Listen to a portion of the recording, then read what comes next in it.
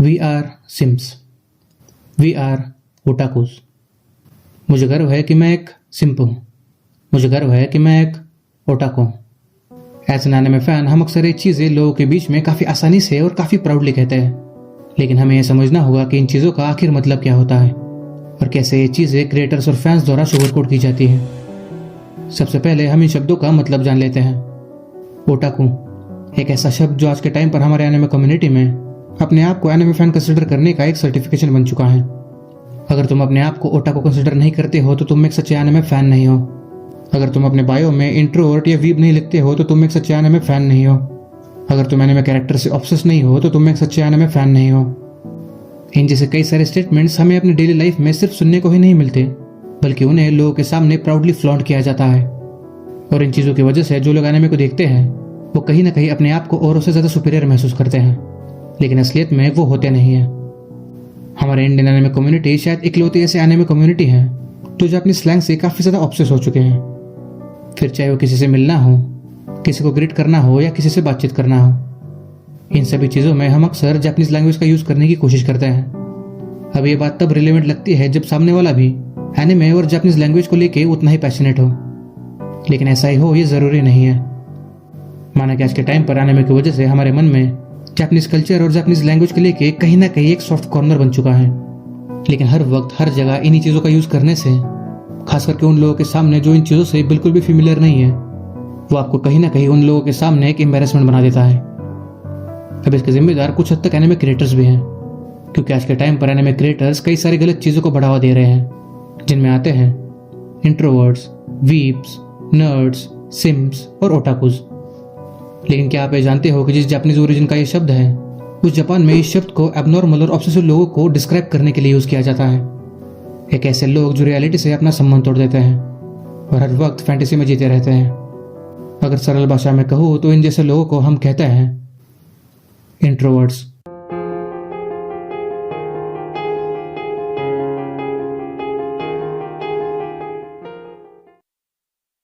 जब भी कोई एनिमे फैन पहली बार एनिमे या एनिमे कल्चर से इंट्रोड्यूस होता है तो सबसे पहला जापानीज वर्ड जो उसे सिखाया जाता है वो होता है ओटाकू।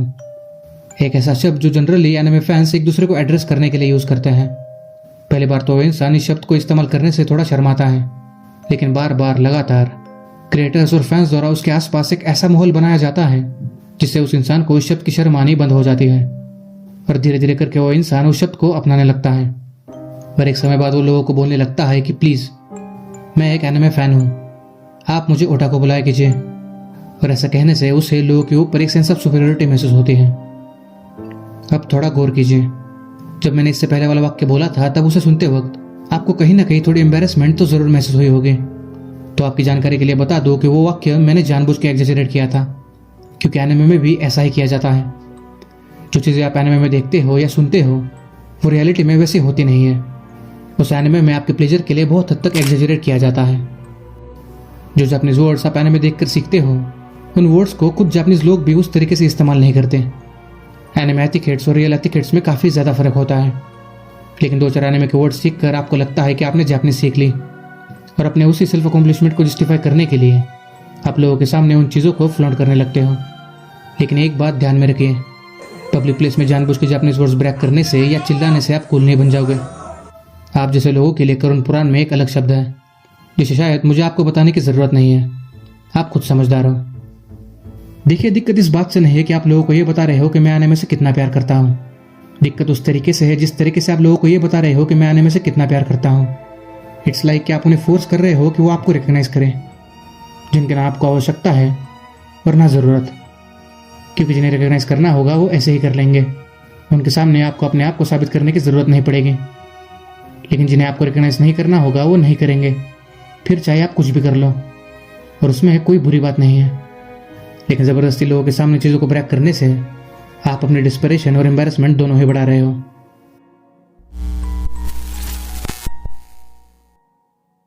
आज हमारे एनिमे कम्युनिटी में मेजॉरिटी लोग इंट्रोवर्ट्स हैं और ये कोई अच्छी बात नहीं है। मैंने बहुत सारे लोगों के कमेंट्स और पोस्ट देखे हैं जो पब्लिकली कहते हैं कि वो एक इंट्रोवर्ट है और उन्हें इस चीज़ का गर्व है।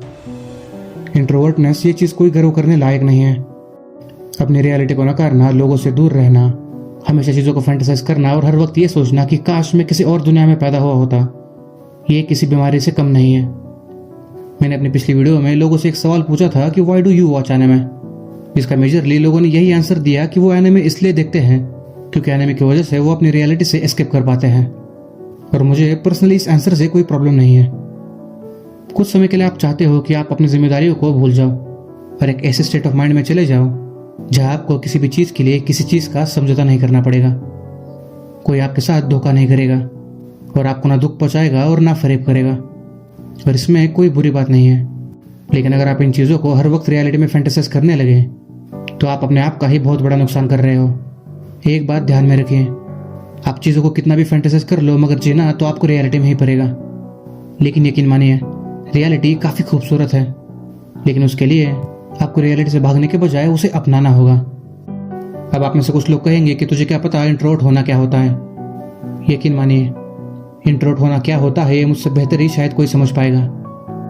मेरी उम्र 23 साल है और इन 23 सालों में लगभग 17 साल मैंने अकेले गुजारे हैं।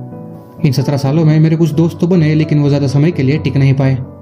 कोई दूसरे शहरों में रहने के लिए चला गया तो किसी से अचानक से बातचीत ही बंद हो गई और उस अकेलेपन में मैं इतना खो गया कि वो अकेलापन मुझे सुकून देने लगा। इसीलिए यकीन मानिए, इंट्रोवर्ट होना क्या होता है ये मैं अच्छे से जानता हूँ। इसलिए मैं ये भी जानता हूँ कि उससे अपने आप को बाहर भी निकाला जा सकता है, लेकिन उसके लिए आपको कोशिश करनी पड़ेगी।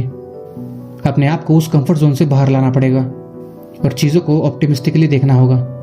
किसी कैरेक्टर की तरह कूल और मिस्टरीज बनने के चक्कर में आप अपने लाइफ का रियल एसेंस हमेशा के लिए खो दोगे और बाद में पछतावे के अलावा आपके पास कुछ बचेगा नहीं। अगर आपको लग रहा है कि अकेले होने से आप जिंदगी को बेहतर तरीके से समझ पाओगे तो आप बिल्कुल गलत हो, क्योंकि अकेले होने में और अकेले रहने में काफ़ी ज़्यादा फर्क होता है। इसीलिए अपने कंफर्ट जोन से बाहर निकलिए, लोगों से मिलिए, दोस्त बनाइए, क्योंकि जो चीज़ें दोस्ती सिखाएगी वो कोई किताब या कोई एनिमे शो नहीं सिखा पाएगा।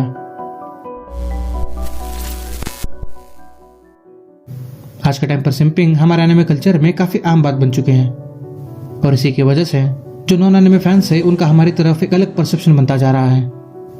उन्हें लगता है कि एक एनिमे फैन है इसका मतलब ये एक सिम तो होगा ही। पर हमारी प्रॉब्लम पता है क्या है?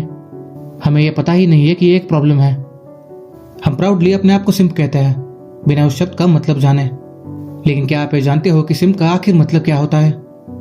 सिम्स एक ऐसे लोग होते हैं जो अटेंशन और अफेक्शन के लिए डिस्परेट होते हैं, खास करके लड़कियों के मामले में। और इसीलिए ऐसे लोग एनिमे के फिक्शनल फीमेल कैरेक्टर्स को अपने रियल लाइफ में फैंटेसाइज करने की कोशिश करते हैं, लेकिन बहुत कोशिश करने के बावजूद उनके हाथ निराशा ही आती है और बाद में यही लोग इंट्रोवर्ट्स बन जाते हैं। अगर आप किसी एनिमे की हिनाटा को रियल लाइफ में ढूंढने की कोशिश करोगे तो वो आपको बिल्कुल भी नहीं मिलेगी, क्योंकि असली सवाल ये नहीं है कि वो आपको क्यों नहीं मिल रही। असली सवाल तो ये है कि हिनाटा ढूंढनी ही क्यों है।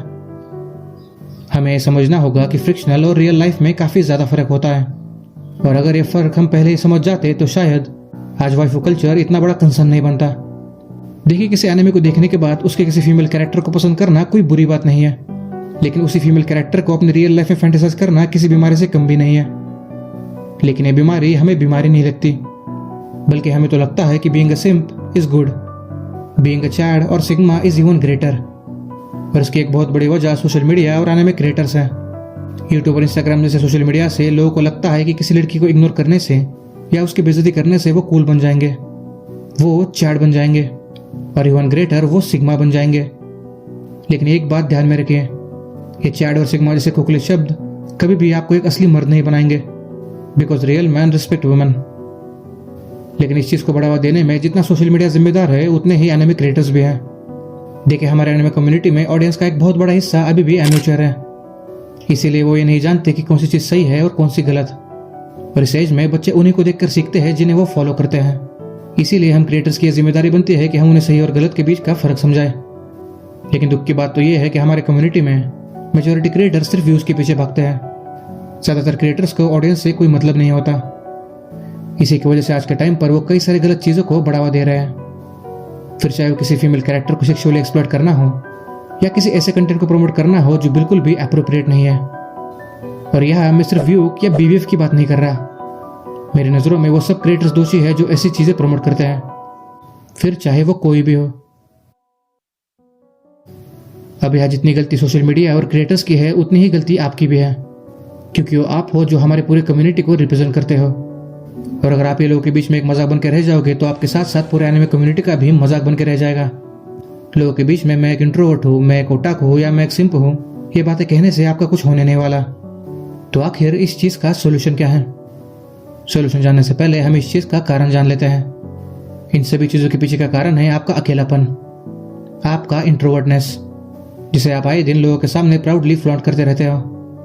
और इंट्रोवर्टनेस क्या होता है और उससे कैसे निकलना है ये मैं आपको पहले ही बता चुका हूँ। इसीलिए रियलिटी और फिक्शन में फर्क करना सीखिए। लोगों के सामने चीजें ब्रेक करने के बजाय अपने आप को आत्मनिर्भर बनाइए। खुद चीजें सीखने की कोशिश कीजिए, क्योंकि चीजें देखने से ज्यादा चीजें करने से ज्ञान मिलेगा।